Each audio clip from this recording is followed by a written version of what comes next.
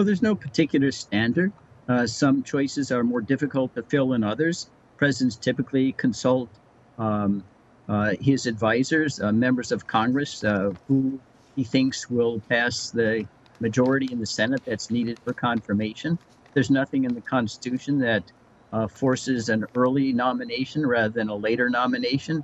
Sometimes there are particular efforts that have to be undertaken to do a background investigation.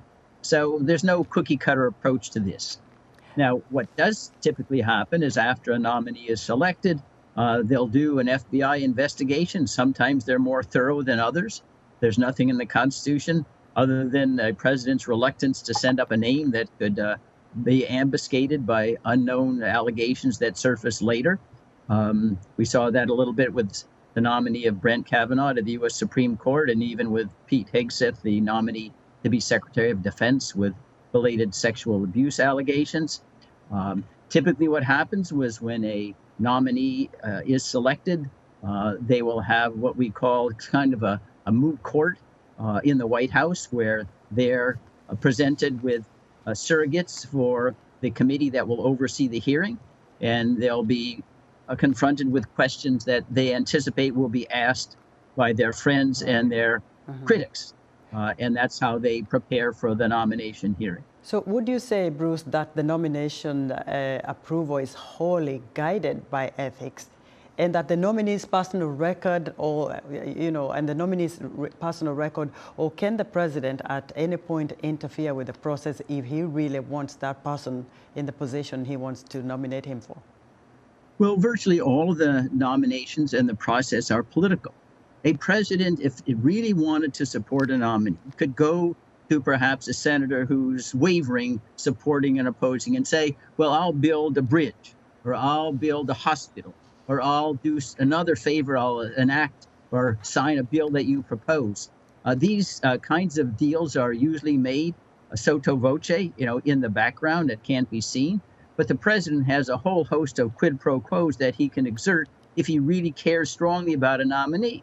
On the other hand, if he wishes not to care much about a nominee, says you're out on your own. You have to win on your own credentials, and that's it. So, of course, it's up to the president to decide whether he wants to trade, executive discretion for a nominee or withhold it.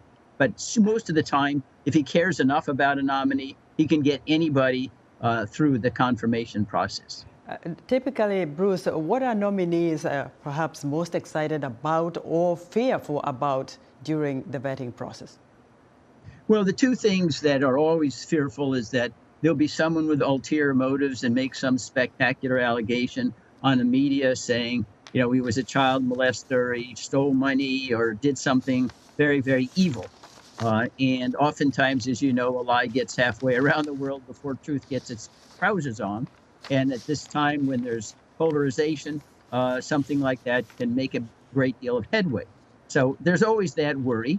And there's also the excitement is, well, I have an opportunity to uphold and defend the Constitution of the United States and to support the president and his program. And that's most of the reason why they're there, is because the job, although it ordinarily doesn't pay as much as they're making in the private sector, is an obvious opportunity to contribute to the nation above themselves.